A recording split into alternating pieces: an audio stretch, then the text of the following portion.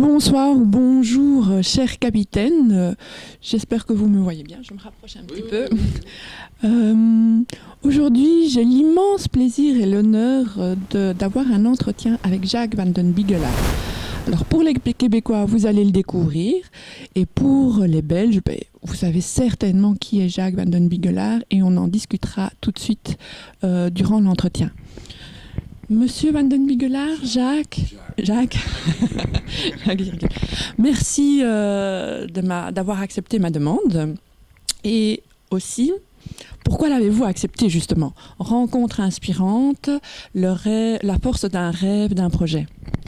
Parce que je trouvais que ça annonçait une interview hors du commun, et que j'adore ce qui sort de l'ordinaire, certainement professionnellement, on le sait, mais même à titre privé, dès que ça sort un peu de l'ordinaire, dès que c'est pas la traditionnelle interview qui nous amène les mêmes questions et donc je pousse souvent les mêmes réponses, ça m'a interpellé, donc je suis curieux parce que je sais pas trop ce qu'il y a derrière tous ces mots. Vous allez le découvrir. Je ne vous ai donné en effet aucune question, ça va être tout à fait spontané et donc vous aimez l'inattendu. La force d'un rêve, d'un projet, j'avais par ce projet-là l'envie, le souhait de démontrer qu'il était possible de réaliser ces rêves. Quelle que soit notre origine, notre classe sociale, quels que soient les moyens qu'on a à notre disposition, que l'on soit connu ou pas connu. Vous êtes journaliste et vous êtes également, on vient de le préciser, depuis presque 24 ans, à quelques mois près, animateur d'une émission télé qui perdure sur nos chaînes depuis au moins tout ça. ICOM. ICOM. Est-ce que vous pouvez nous en parler un peu, s'il vous plaît? ICOM en deux mots, c'est d'abord une émission poubelle. C'est drôle de commencer par ça, mais en réalité, il faut savoir que dans les journaux télévisés du monde entier, mais là on se situe au tout début des années 80, quand ICOM est né, il y avait des journaux télévisés, il n'y avait pas encore l'émission, et il y avait déjà à l'époque des images qui venaient du monde entier, chaque jour, à des heures bien différentes. Il y a des paraboles ici autour de nous, on ne les voit pas, mais elles sont juste là. Voilà, donc on reçoit des images en permanence du monde entier qui nous montrent tout, des choses très sérieuses. Un président des États-Unis, un président de la Russie, et puis malheureusement des faits souvent très négatifs, des guerres par-ci, des attentats par-là, mais aussi, et voilà, et c'est comme ça qu'ICOM est né, des images, on l'a reçu, mais on ne voit pas trop l'intérêt dans un journal télé, en tout cas pas à l'époque. Aujourd'hui, peut-être qu'on en verrait plus, dans la poubelle, et on remettait la poubelle à la fin de la semaine en disant si tu peux en faire quelque chose, et c'est comme ça qu'ICOM est né.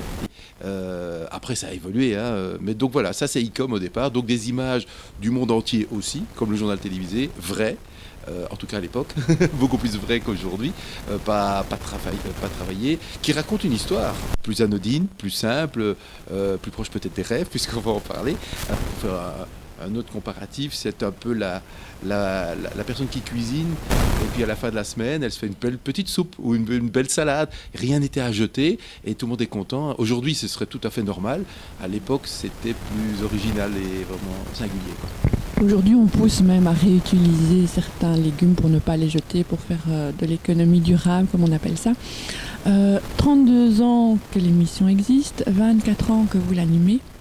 Comment est-ce que vous arrivez encore à conserver cette étincelle d'émerveillement? Parce que c'est pour ça que je vous ai envoyé la demande. Vous avez l'air toujours aussi émerveillé, spontané, curieux. Et au bout de 24 ans, est-ce qu'il n'y a pas une lassitude qui s'installe? Du tout. Vous avez devant vous un homme d'une cinquantaine d'années, un monsieur qui devrait être très sérieux, mais à l'intérieur, il y a un enfant, en fait. Il y a un enfant émerveillé et qui n'a pas évolué, dirait ma femme. Excusez-moi, madame. Voilà, il y a un enfant donc qui regarde le monde, qui écoute les histoires du monde, parce qu'en fait, c'est ça, le cœur d'ICOM, c'est des histoires de gens, des histoires du monde, et il y en a tout le temps, partout. Il suffit de se pencher, de les ramasser, d'en faire une synthèse, une salade. Et toutes les semaines, il y en a une nouvelle, pourvu que l'histoire...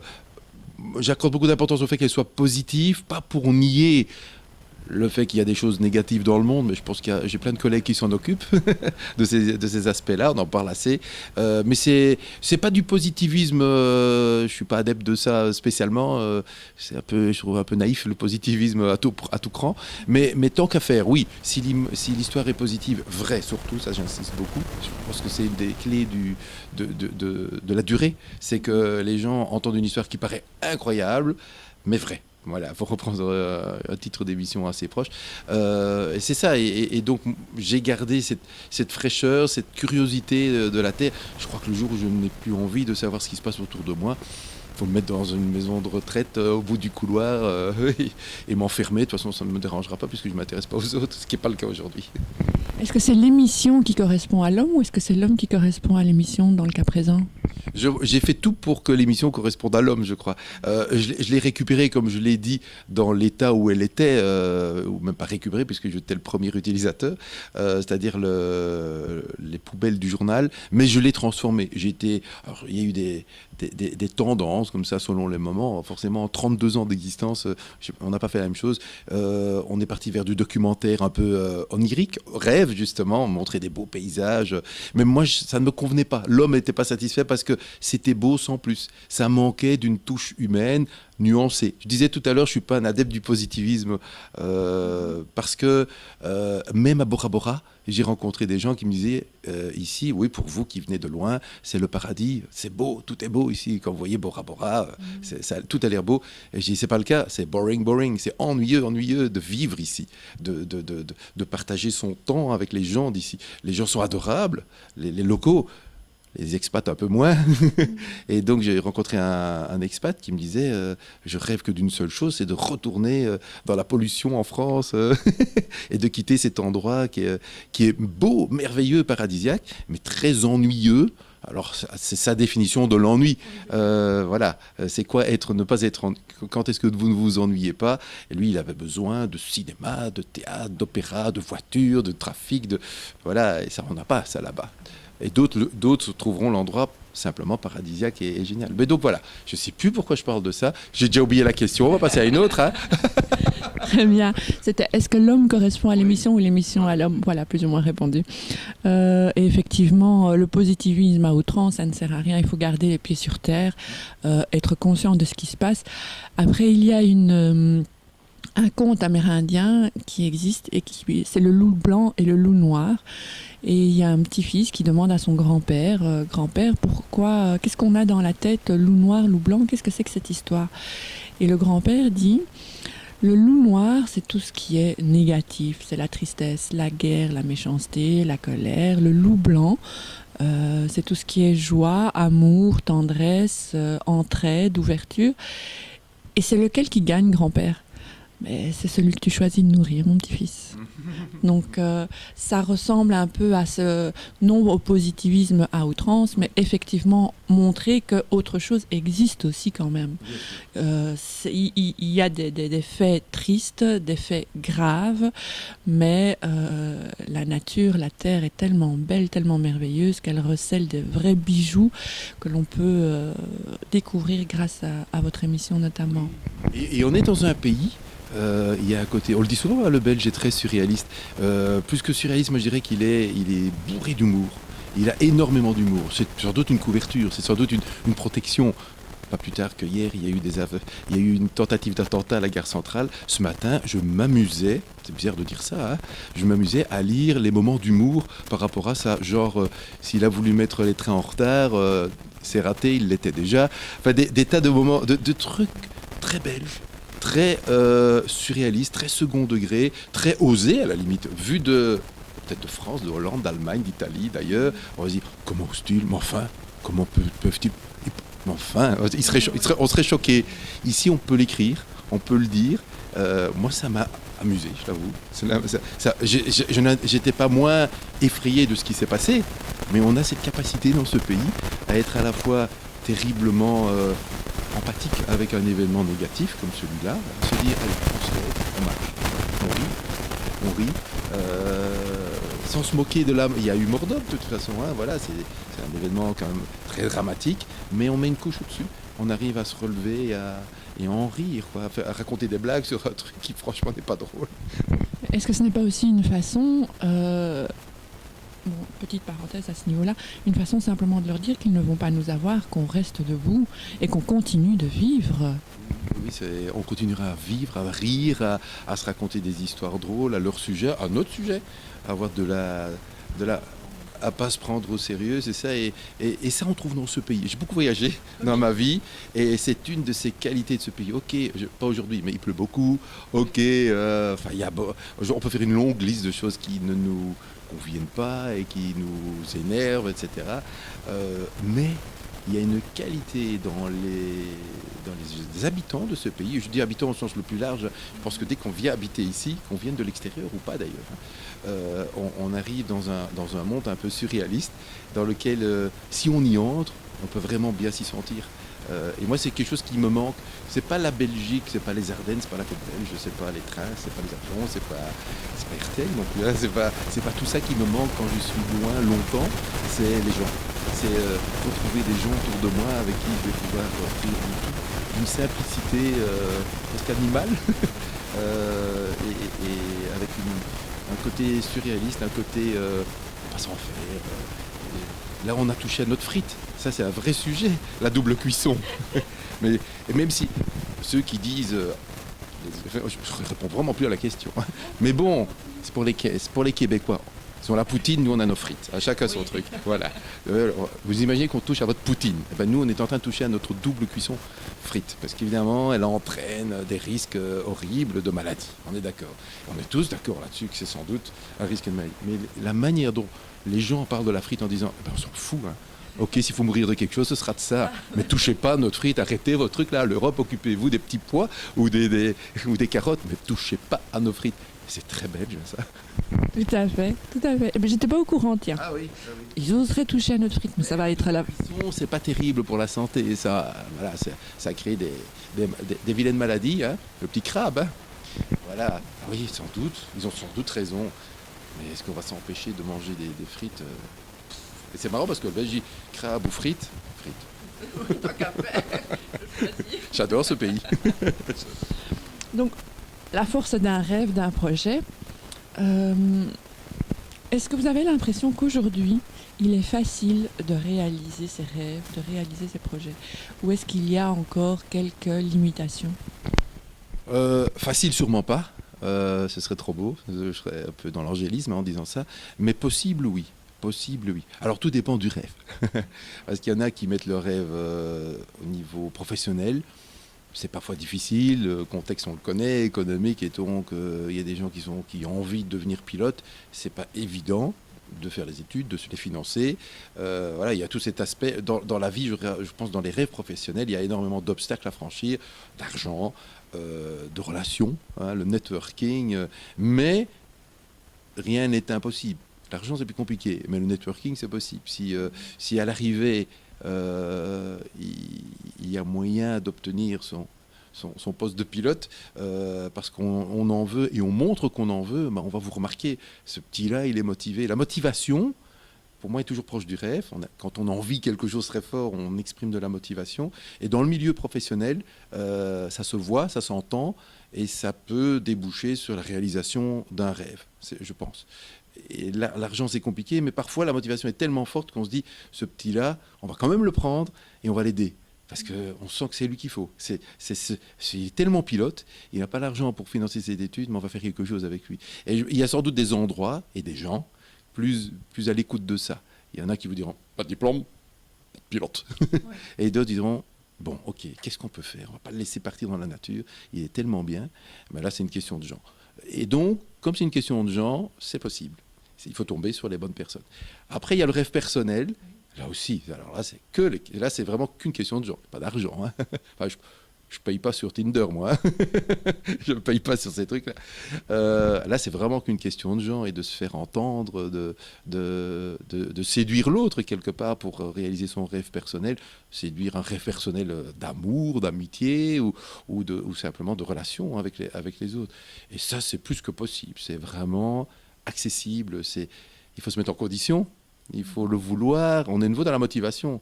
Il faut vouloir aller vers l'autre. Il ne faut pas attendre qu'ils viennent. C'est pour ça que moi, je ne suis pas du tout dans les machins, applications. J'attends pas qu'une application me dise où est l'âme sœur. S'il y a des âmes sœurs, je la croiserai à un moment. Il faut du temps aussi. Motivation et temps. Vous parlez d'âme sœur, mais si je ne sors pas, si je ne vais pas à la rencontre des autres, si je ne bouge pas et que je reste juste chez moi, l'âme sœur, à moins que ce ne soit l'infirmière ou la factrice, je vais avoir du mal à la rencontrer. Si je suis un homme. Oui, oui, sauf qu'il y a moyen de la rencontrer digitalement aujourd'hui, numériquement, quoi. Il y en a beaucoup. Dans les nouvelles relations, on va dire le modèle homme-femme, couple, achète maison, pond des enfants est quand même un petit peu aujourd'hui toujours là. Obama, hein, le couple Obama, qui a à côté, les gens ont bien aimé ce couple, mais il est tellement atypique presque par rapport à ce qu'on vit, à ce que vivent les gens autour de nous. Dans des nouvelles formes de relations, dans la durée, dans la manière d'accéder à l'autre aussi, par le numérique. Je vois autour de moi, je ne citerai pas de nom, mais des gens qui, honnêtement, ont tout pour trouver l'âme sœur comme ça, on va le dire entre guillemets, et qui passent par des applications, parce que c'est plus simple. Mais ils tombent sur des gens comme eux, qui font la même chose, et donc la rencontre a lieu par ce biais-là. Oui, moi, ça me surprend. Ça ne me choque pas, ça me surprend. Ça me fait dire que ça change autour de moi. Je trouve ça bizarre de passer par une application pour rencontrer l'autre, mais ça marche. Ça marche. Donc, un homme qui est seul chez lui, il peut passer par ça, quoi. Mais justement, est-ce que il n'y a pas des peurs là derrière? Parce que passer par une machine, parce que ça reste une machine de la technologie, passer par là, est-ce qu'il n'y a pas des peurs du regard de l'autre, du premier regard de l'autre sur qui on est? Est-ce qu'on va plaire, pas plaire? Est-ce qu'on va décevoir ou pas? Oui, c'est du marketing, hein. On est à fond dans du marketing. On vend à la machine son profil, mais le profil, on peut lui faire dire ce qu'on veut, puisqu'il n'y a personne qui va le contrôler, c'est votre choix. On va choisir la photo quand il y en a une. C'est d'ailleurs rigolo, parce qu'il y en a qui mettent leur chat plutôt que mettre leur tête, se disant, si je mets ma tête, j'ai aucune chance. Donc c'est vraiment, on est dans le marketing de l'amour, en fait, hein. Et alors, ça fait peur. Non, j'ai pas envie d'en avoir peur. J'ai plutôt envie de me dire ça existe, mais ça ne me fait pas rêver, ça c'est sûr. Très bien. Quels sont selon vous les freins à réaliser un rêve, qu'il soit professionnel, personnel, que ce soit devenir pilote ou se faire sa place dans le développement personnel ou dans l'entrepreneuriat, etc., etc. Je pense que les freins sont liés au système. On aime bien les systèmes, les êtres humains. Peut-être les hommes plus que les femmes adorent les systèmes, mais ils mettent des petites cases, voilà, les petites cases. On met en place un système, il est en place. Et il faut rentrer dans le système. Et quand on est face au système et qu'on ne le connaît pas, parce qu'on ne l'a pas fabriqué, on peut être perdu. Et le rêve, pour certains, déjà, s'arrête à la porte, à la découverte du système. Quand je vois, pour citer un gros système bien lourd, la Commission européenne, j'aurais envie d'être un eurocrate. J'ai un projet européen. J'aurais envie de rencontrer des tas de gens en Europe pour améliorer la vie en Europe. Je trouve que c'est un projet extraordinaire, l'Europe. Je ne suis pas du tout contre le projet. Pas du tout contre. L'idée, la belle idée de départ que les Allemands et les Français se tapent plus dessus, les Allemands, les Français et les Anglais, qu'on a, grâce à ça, depuis 1945, plus ou moins, empêché, en tout cas des guerres mondiales sûrement, peut-être pas des conflits entre nous, mais ça c'est normal, il y en aura toujours, c'est normal, on est des humains. Mais le projet est fabuleux. Après, effectivement, la monnaie unique, moi j'y suis pour, je ne suis pas comme l'autre, je suis pour. Quelle facilité, je voyage beaucoup, quelle facilité. Et puis, il y a une nation européenne. Quand je vais à Stockholm ou quand je vais en Grèce, sous ce drapeau étoilé, je sens aujourd'hui qu'on est ensemble sous ce drapeau étoilé, parce que ça fait quand même 50, 60 ans qu'on est ensemble. On sent qu'il y a ce mot européen, on le partage avec ces gens-là. On ne le partage pas avec les Américains, pas avec les Africains et pas avec les Asiatiques. On le partage. Donc je trouve ça génial. Mais j'aurais envie d'aller plus loin, d'améliorer tout ça, ce côté relationnel, ce côté libre circulation des gens, plus que la taille du petit pois européen. Ça m'énerve. Ou les frites, voilà. La norme, la directive. Mais non, tout à coup, je découvre qu'il y a des normes, des directives, et que pour entrer là-dedans, quand on entend « Quoi, t'as pas de piston ? Quoi, tu connais personne ? Quoi, tu... » Voilà, c'est très, très, très compliqué. Le système casse le rêve, quoi. Donc voilà, pour répondre à la question, je pense que ce qui est le pire des obstacles, c'est les systèmes que les hommes, plus que les femmes d'ailleurs, ont créés pour se protéger sans doute, bien se mettre à l'intérieur, s'enfermer, pas ouvrir. Et donc, tu as ton rêve, écoute, passe ton chemin. Voilà. Est-ce que vous pensez que ça va durer encore longtemps avec les générations à venir qui sont de plus en plus, je pense, et je trouve, anti-système, justement? Oui, le mot qu'on entend le plus aujourd'hui, même si c'est des petits systèmes qui se mettent en place, parce que commercialement ça peut marcher aussi, c'est le partage. Les voitures partagées, j'entendais hier les jardins partagés, vous mettez votre jardin en location, et puis tous les appartements, les Airbnb. Donc on sent que le partage aujourd'hui, c'est un beau mot. Mais que derrière ça se profilent aussi des grandes sociétés qui gagnent beaucoup d'argent sur le dos de ceux qui ont gagné avant. Uber gagne aujourd'hui de l'argent sur le dos des taxis avant. Airbnb sur le dos des hôtels avant. Donc j'ai un peu peur que le système partagé est aujourd'hui partagé. Donc avant on avait un système unique et monolithique. Dans chaque grand domaine. Aujourd'hui, des personnes un peu malignes prennent un morceau, tout ce qu'on peut apprendre du système, mais ils ne sont pas trop prêts à partager dans leur système à eux. Donc, je ne suis pas trop optimiste par rapport à ça. C'est bien les voitures partagées, c'est bien Airbnb, mais ça devient un système comme ce qu'on a connu avant, avec ses règles, ses normes. On revient à la question des normes et des règles qui deviennent que les hommes adorent. Est-ce qu'ils adorent ou est-ce qu'ils en ont besoin, comme vous l'avez dit, pour se rassurer, de pouvoir avoir une impression de contrôle? C'est vraiment ça. Je crois que c'est vraiment ça. On l'a encore vu avec nos attentats. Il faut des règles. Il faut trouver une nouvelle loi pour empêcher les attentats, comme si la loi allait empêcher. Et ça rassure. Bon, l'homme politique, il ne peut faire que ça aussi, quelque part. Il est élu pour faire des lois. Son métier, il fait quoi, papa? Il est homme politique, il fait quoi? Parfois, il magouille, mais parfois, il fait des lois.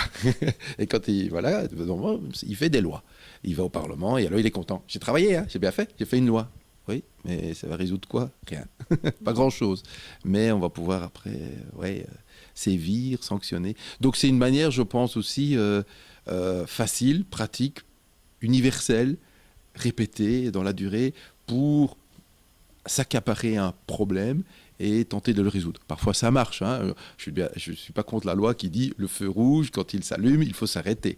Il y a des lois tout à fait, il y a des codes tout à fait acceptables et acceptés pour la vie en communauté. Je ne suis pas anti-loi.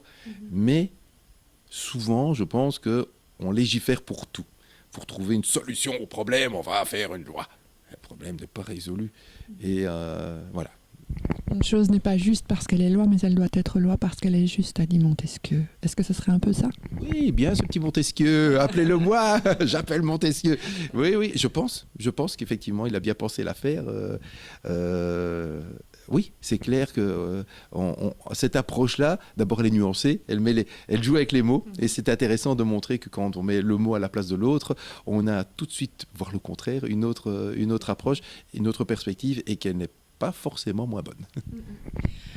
Donc ça va vraiment dans un tout autre chemin, notre entretien, mais est-ce qu'entre égalité et équité, parce qu'on recherche l'égalité entre les hommes, mais est-ce qu'on ne devrait pas plutôt parler d'équité entre les hommes? Oui. Quelle est votre définition de l'équité, pour être sûr qu'en disant oui, je pense à la même chose que vous? L'égalité, c'est avoir les mêmes droits identiques pour les uns et les autres. L'équité, c'est que ce soit juste et équilibré pour les uns et les autres en fonction de leur situation, en fonction de leur référence de vie, de leur culture, etc. etc. Oui, c'est clair que je préfère l'équité à l'égalité dans cette approche-là, parce qu'effectivement, ça permet d'apporter beaucoup plus de nuances, du gris. L'égalité, c'est noir et blanc. C'est facile à résoudre, c'est une équation. C'est très mal. C'est très A plus B égale C, A égale A, et pour que A égale B, il faut passer par C. Donc il y a moyen. Il y a des tas de formules comme ça. Ça fonctionne bien aussi, l'égalité, je crois. C'est le premier pas. Si on n'a pas ça au départ, on ne peut même pas parler d'équité. Je pense que c'est d'abord l'égalité et puis l'équité, même si ma priorité, mon favori, c'est plutôt l'équité. Mais je ne pense pas qu'on puisse... réfléchir en termes d'équité sans au préalable avoir eu une espèce de culture de l'égalité avant. Je dirais ça, moi. Il y a l'image parfois qui circule sur les réseaux sociaux pour illustrer égalité, équité. C'est un petit muret.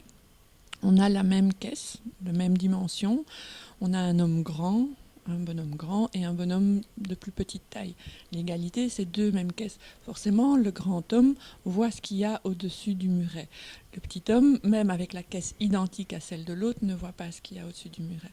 L'équité, c'est une plus grande caisse pour le petit homme, pour que lui aussi puisse voir ce qu'il y a de l'autre côté du muret. Donc, c'est tenir compte des circonstances. Alors, pour en revenir à la force d'un rêve, quel conseil est-ce que vous aimeriez donner aux jeunes et moins jeunes pour réaliser leurs rêves ou leurs projets? Tout investir dans l'humain. Il n'y a que ça qui compte et il n'y a que ça qui permet aux rêves d'avancer. Prendre du temps, humain et temps. Se dire qu'un rêve, c'est pas comme ça. On peut l'avoir, mais les autres sont pas prêts à vous le donner. Vous allez vous l'offrir de toute façon, ce rêve. C'est votre rêve. Vous allez vous le construire, mais vous avez besoin des autres. Vous pouvez pas le faire contre eux parce qu'ils vont vous empêcher. Si vous êtes si vous sortez de votre zone à vous et que vous entrez dans la leur et que c'est pas leur zone de confort, vous allez perdre du temps. Et donc votre rêve ne se réalisera pas. Donc il faut que les autres vous aident, vous soutiennent, soient d'accord avec vous. Vous soutiendront et vous épauleront et vous pousseront dans le dos. Si vous n'avez pas les autres pour vous pousser dans le dos, vous allez stagner, vous allez perdre du temps et le rêve va prendre forme peut-être petit à petit, mais en même temps vous risquez d'abandonner parce que les autres vont vous en dégoûter. Ils vont tellement vous dégoûter peut-être, ils vont tellement s'opposer à vous parce qu'ils ne veulent pas de votre rêve.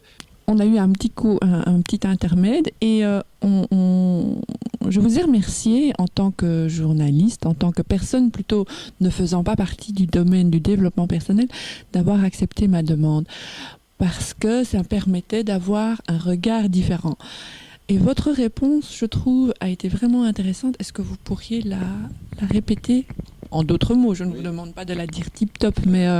Il n'y a pas de prompteur, je ne peux pas relire. Non, ce que je voulais dire, c'est que les gens qui sont éloignés de ces réflexions-là, comme nous, le nous alors aussi au sens le plus large, je ne parle pas ici au nom spécialement des journalistes, mais des gens qui sont dans le monde du travail, ici dans les médias, et donc qui sont avec le nez sur le guidon de leur travail, passent finalement peu de temps à se poser des questions existentielles, dans le bon sens du terme, des questions de développement personnel. Ça fait partie de notre vie, bien sûr, on n'est pas des robots non plus, mais on passe trop peu de temps. Et donc c'était intéressant, c'est peut-être pour ça aussi que cette rencontre a lieu aujourd'hui, d'entendre vos questions pour nous permettre quelque part d'avancer des réponses et d'y penser, tout simplement, de se dire, il y a de vraies belles questions là que vous me posez.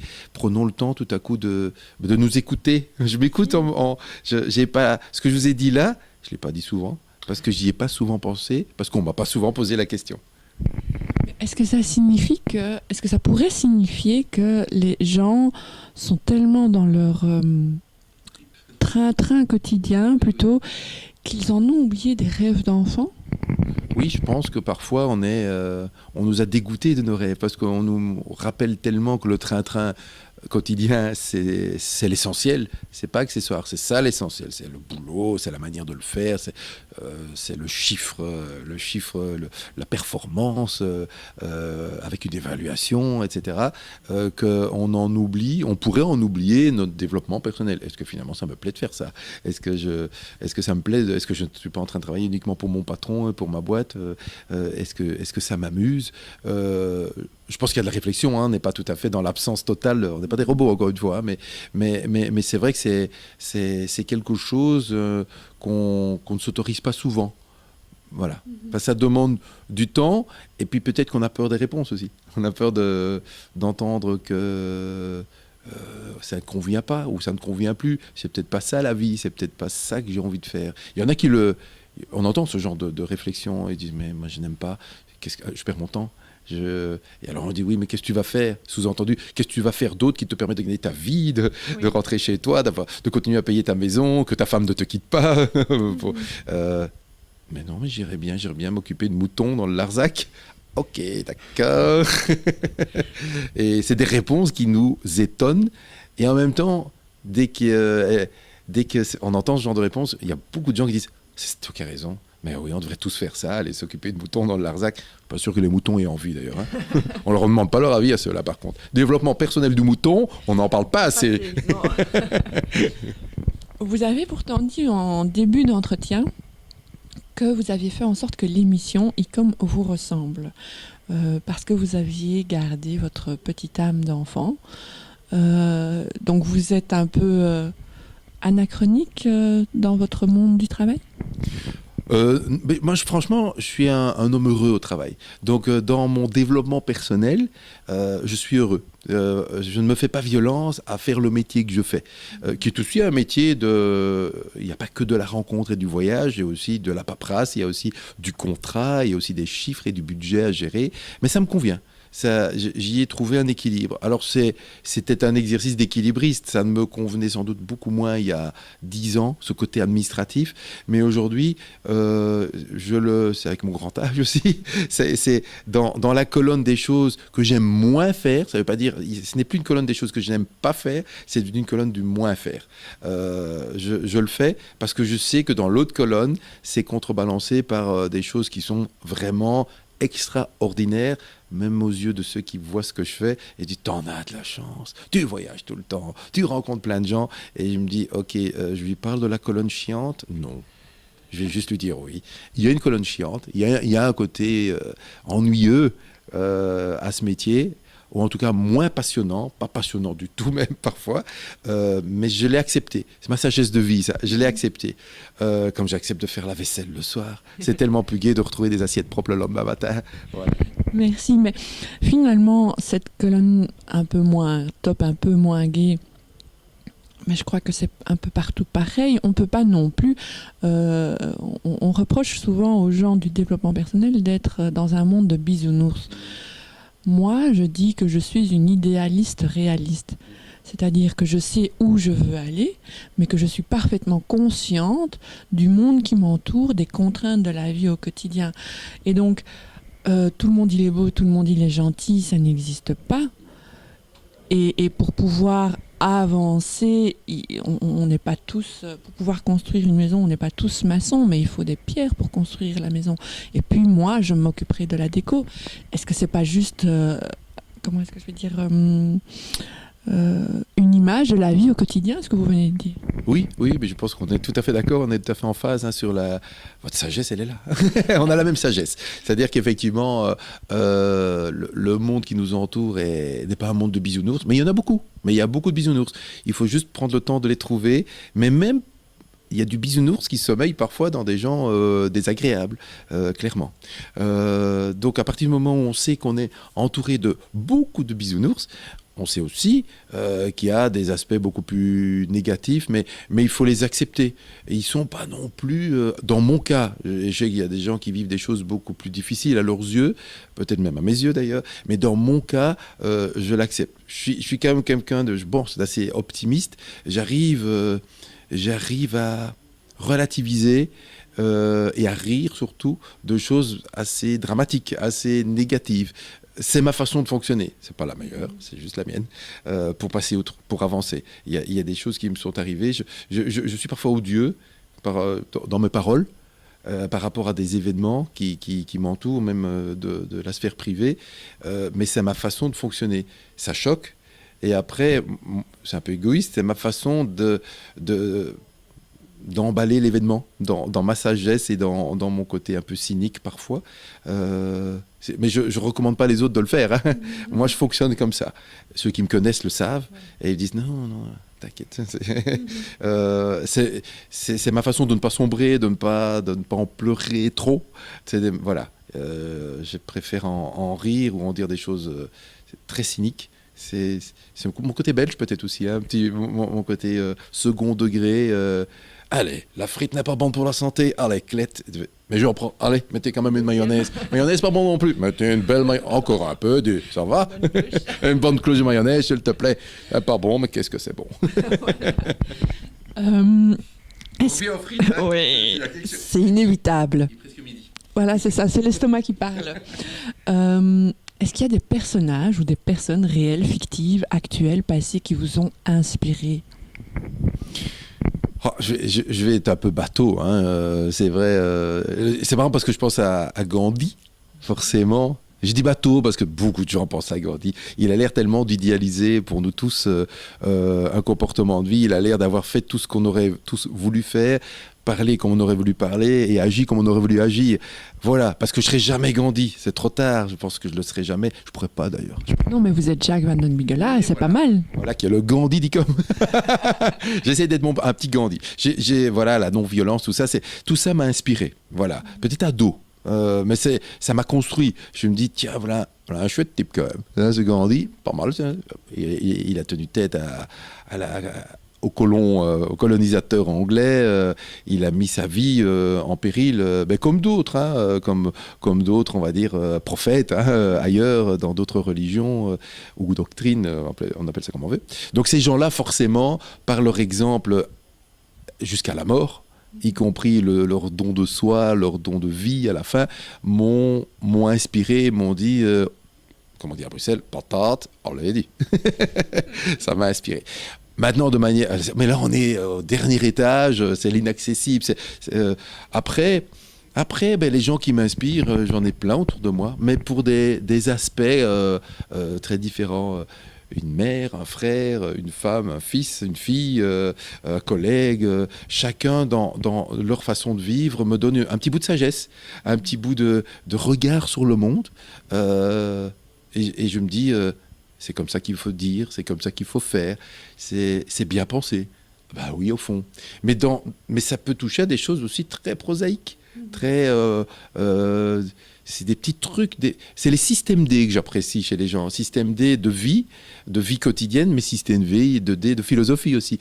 Ils ont trouvé le moyen de passer outre un problème lourd, une maladie, un problème de santé, un problème de drogue chez un de leurs enfants. Ils y ont trouvé une réponse pour que ça n'arrive plus, ou bien simplement un problème pour résoudre le problème de l'embouteillage dans les tunnels de Bruxelles en rentrant.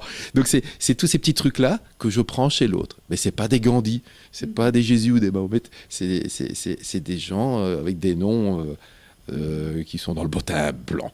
Ils sont même pas dans le bottin jaune. On arrive vers la fin de l'entretien. Est-ce que vous avez quelques trucs et astuces à partager aux gens, encore une fois, jeunes et moins jeunes, pour qu'ils puissent réaliser leurs rêves, se réaliser? Des trucs et des astuces, moi j'en ai pour moi, mais je ne vais pas les partager. Parce que dans l'économie de partage, qui est celle du moment, ces choses-là, ça ne se partage pas.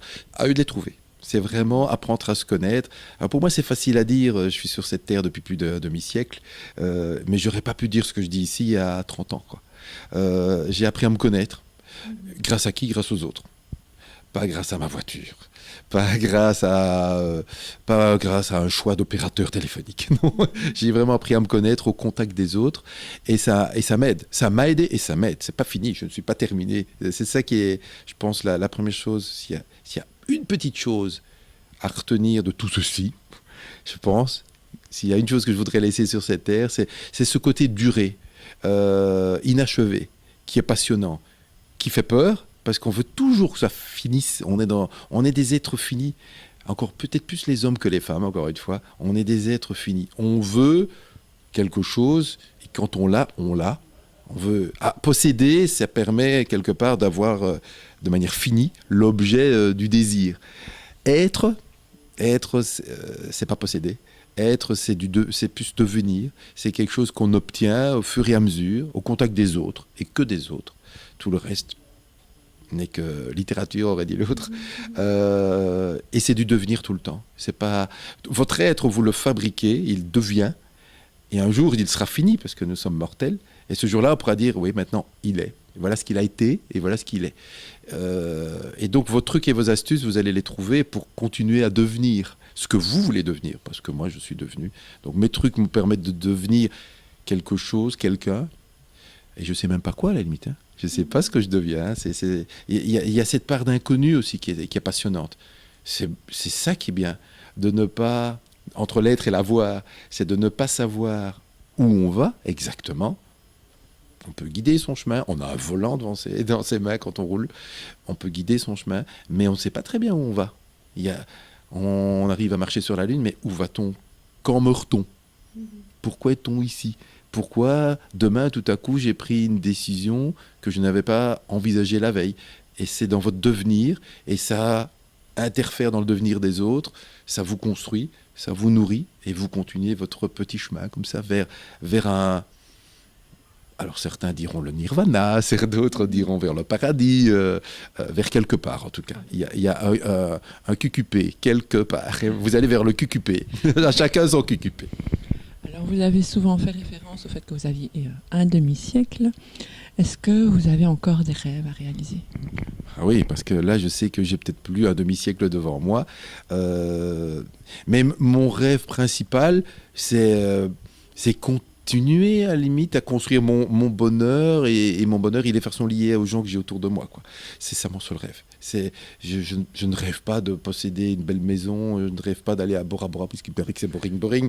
Je rêve avec un R minuscule d'y aller, d'y retourner parce que j'ai eu la chance d'y aller. Je rêve d'y retourner pour revoir, pour mettre ça devant mes yeux.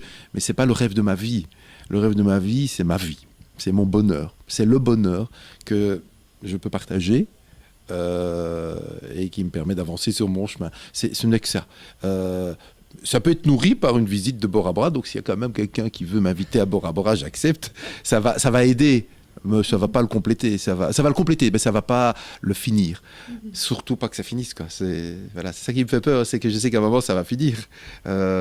Si j'avais un rêve, c'est que ça ne finisse pas, peut-être. Un vrai rêve, c'est que ça ne finisse pas, mais ne me fais pas trop d'illusions. Vous ne restez pas prisonnier de ça? Non. Oui, mais oui, je pense qu'on sera toujours mortel dans les 30, 40, 50 années à venir, ce qui me concerne. Si on trouve après, c'est trop tard. Si on trouve avant, ça peut m'aider, mais oui, l'immortalité, s'il y avait un rêve, ça me plairait quand même bien. Mais une vraie immortalité. Avec une vraie santé, avec pas devenir un légume, non, ça alors non. Alors je préfère m'en aller. Voilà, une immortalité qui vous permet vraiment de prolonger le rêve, le bonheur, comme si on mettait en pause la mortalité, quoi. Ça, celui qui trouve ça, peut me le présenter. Eh bien, cher capitaine, c'était l'entretien avec Jacques Van den Bigelaar. Je vous remercie d'avoir été à l'écoute et je laisse le mot de la fin à Jacques. Écoutez, le mot de la fin, je vais l'adresser à ceux qui nous regardent. Hein. Je ne vous connaissais pas. J'ai trouvé ce moment passionnant. Un vrai partage d'idées. Ça m'a permis, à travers cette petite capsule, de m'entendre. En fait, je m'écoute jamais. Je parle tout le temps. Les autres doivent être épouvantablement gênés. Et ils me le disent. Hein. Je ne la fermerai pas un petit peu. Je vais la fermer, vous inquiétez pas, je vais me taire. Mais là, je me suis dit, j'ai dit des trucs que j'ai entendus. Je ne suis pas en train de dire que c'est bien ou mal. Hein. Mais ça m'a fait du bien de me dire tout ça, finalement. De prendre le temps de réfléchir à ce qu'on est quand on n'est pas en train de mettre sa carte pour rentrer au boulot. Et puis, entre ce moment et l'autre moment, il y a du travail qui, en ce qui me concerne, est passionnant, mais il y a aussi un être humain qui est dans sa vie. Et je vous remercie de m'avoir permis d'en parler. Merci à vous. À bientôt, les capitaines, pour le prochain entretien de Rencontre inspirante, la force d'un rêve, d'un projet. Bye bye.